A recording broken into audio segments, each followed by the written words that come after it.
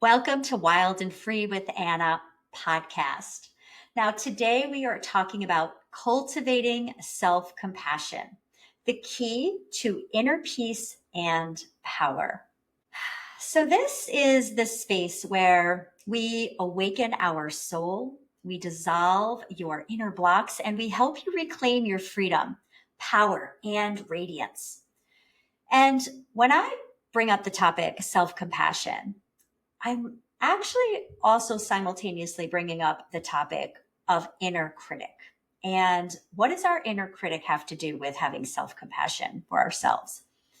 And when we have self compassion, we are able to silence that inner critic. We are able to hear and receive the voices that are trying to keep us down and tell us that we are not enough and that we need to do more. Whatever it is that your inner voice is telling you, it's usually unique to you. Whatever that voice is that you're hearing, when we stop and we pause and we listen and we receive, we can then create space to say, I hear you and I understand that you're talking to me for a reason. And it's mostly because you want to protect me from something that is going on. And I also want you to maybe step back. I don't need that type of protection. I appreciate what you're doing, but it's time for me to override what you're saying, right? And I love the word grace. It's one of actually my tattoos because I think it's so beautiful, and it really means taking that loving, giving yourself a loving embrace and taking time to quiet that inner critic and really tell yourself that you are showing up exactly as the best you can right now. So let's dive into self-compassion, the inner critic, and just maybe taking a look at an example or two from my life or my client's life, sort of whatever comes up here in the podcast comes up. And as I'm speaking, I'd love for you as a listener to be thinking, how does this apply to your life? If there's anything that resonates with you, I'd love to hear from you. So self-compassion is more than just being kind to yourself. It is this deep, like I said, conscious practice and conscious awareness and honoring who you are, honoring your humanity, meaning honoring that you make mistakes and you are not perfect. And the things that, how you show up in life are an absolute reflection of your beliefs and your thoughts and your programming from your past. And if you have done inner work on yourself and you've looked at some of those shadows that are, lurking in the background of your life, then you start to clear out. I look at it like it's a drain pipe and things get clogged up through our life, right? All of our past programming, all of our limiting beliefs, all of our negative emotions are in this pipe, just weighing us down, right? And when we start to do that inner deep work, whether it's through hypnotherapy or you are doing some type of other modality with a coach or a therapist, or even just going deep with yourself or talking to friends, you start to clear out the drain. The clogs start to dissipate. And I call that self-compassion. I call that having grace for yourself, because we are all humans having an experience here on earth. And it really is up to us to make our life, either quality and where we're feeling good and we're feeling happy and we learn these tools and we walk around with a toolbox, or we go through life feeling disempowered, feeling victim mindset, very much like I used to do. And that's okay. I have grace for myself and how I used to be.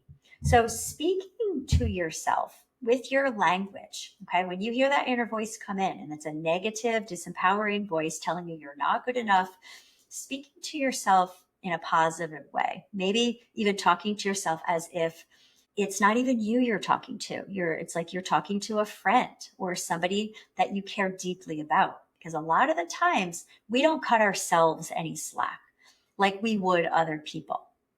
So speaking to yourself with tenderness and recognizing, again, that imperfection is part of the human experience. And really allowing yourself to have feelings without judgment. And yesterday, I'll just use an example from my life that I started to beat myself up with. My inner critic was not being very nice to me because I was having, you know, some difficulties with a couple of my girls. I have three girls, and, you know, there's just some shadow work there within them that, we've done a lot of, but there's still some remnants that are left over from the past, from the divorce. And I'm talking like 8 years ago. Some trauma happened, and it's still showing up in daily communication or non-communication and daily interactions with us as a family. So, after I dropped them off at school, I just started, feeling really bad about myself as a parent. And I did. I started to spiral down the way that I used to feel years ago when I first had this divorce. I started to go back there. And it was very easy for me to be pulled back because that's the way it works with trauma. Once you clear something, it, the next time something shows up, you're able to not be as triggered, but sometimes there's still a little remnant of a belief that's still there. And I had to sit with myself and say, Anna, what are you believing? Why are you beating yourself up about this? And I realized that what it was I'm not enough. I was telling myself that what I'm doing as a parent isn't enough. It's not working.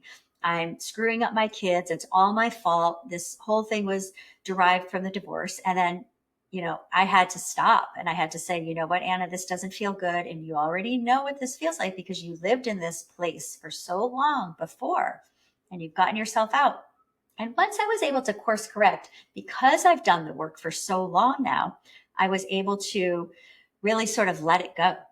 And it felt good just to allow myself to let it go. And I brought the word grace in, and I did a little meditation on self-compassion.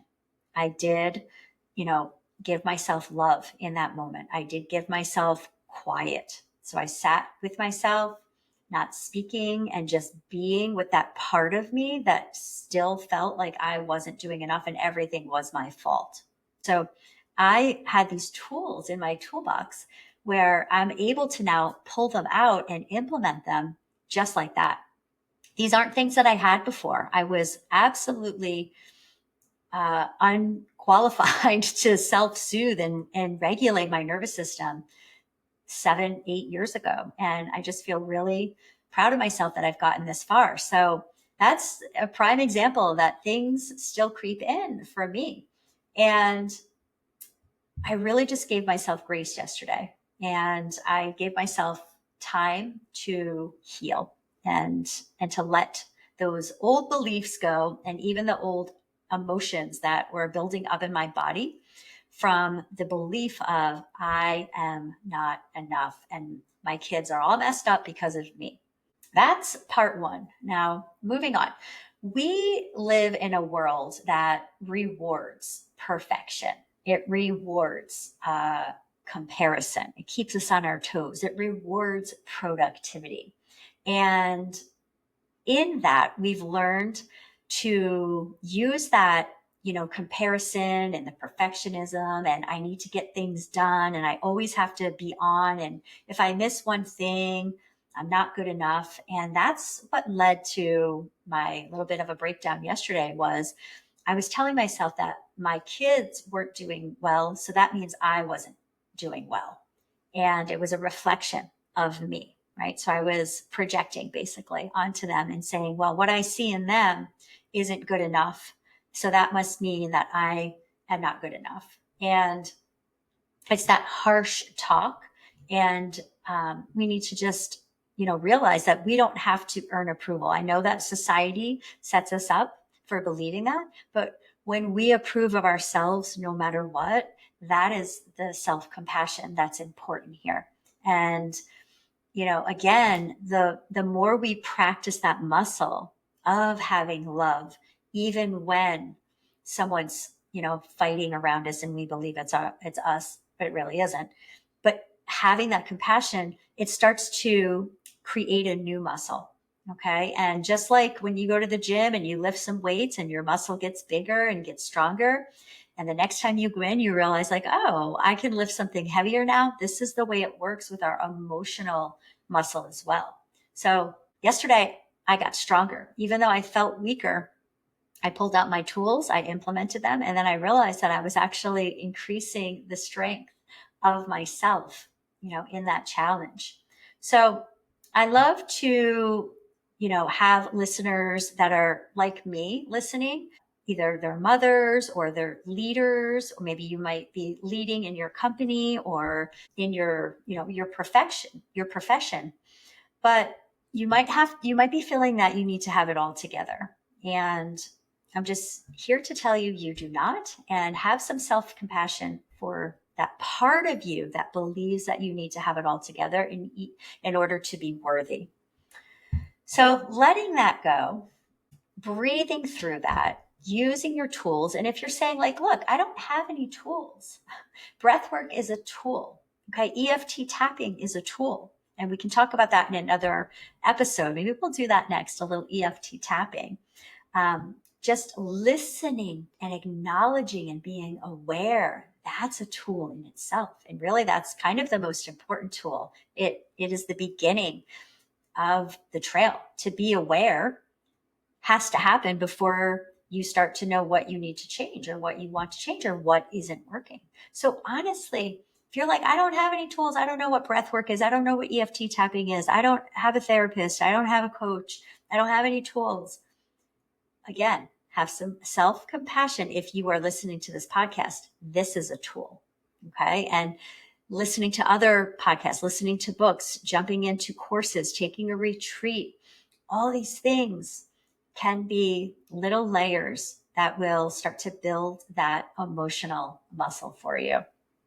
So something I'm really very obsessed with is talking about the parts of us that are actually holding on to that trauma, because we are most of the time fragmented, right? And the goal is, if there were to be a goal, to become whole and complete. And that means that each one of the parts of us that are holding on to past trauma, either emotionally or in a belief system in our mind, but it's stored as trauma in our body, right? Mind, body, soul connection.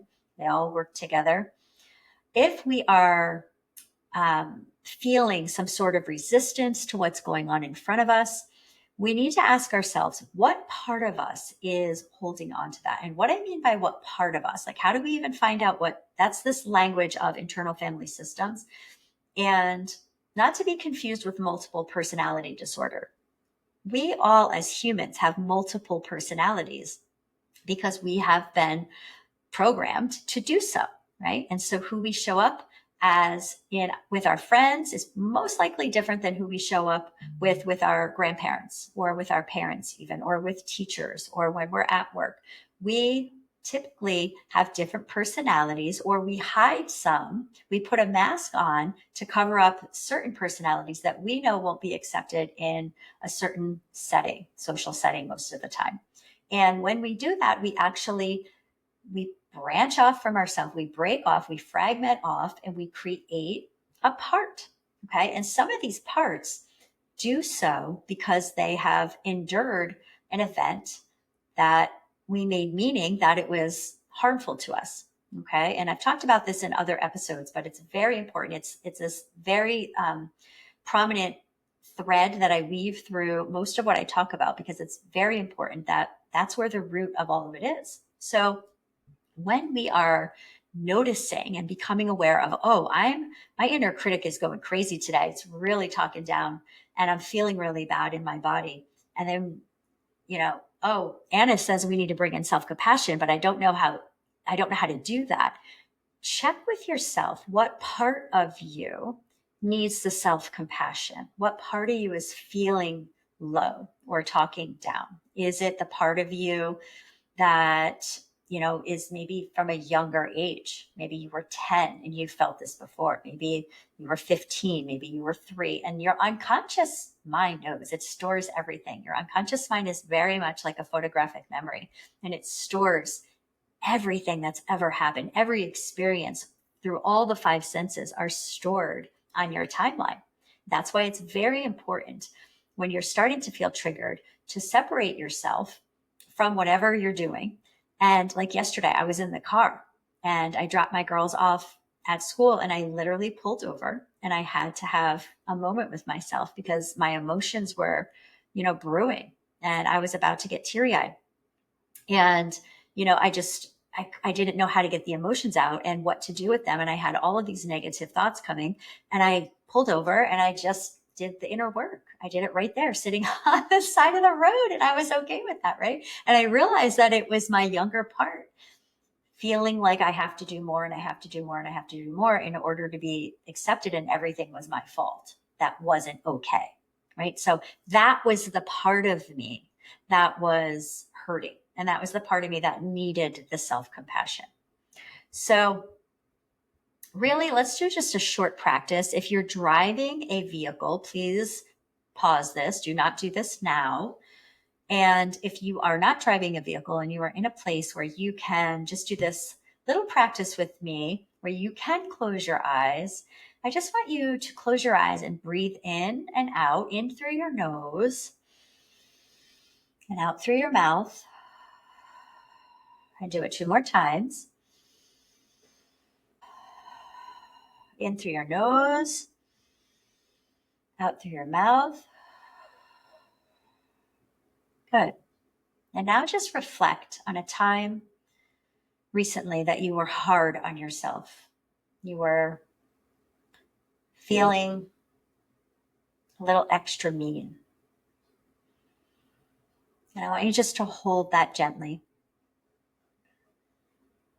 and say to yourself, either out loud or silently, recognizing, right? We become aware this is a moment of suffering. All the while breathing in and out. And suffering is a part of being human. And on your next in-breath, may I be kind to myself in this moment. And then place a hand on your heart and let that love and that support move through you, knowing that you are not broken. No part of you needs to be fixed. You are becoming integrated.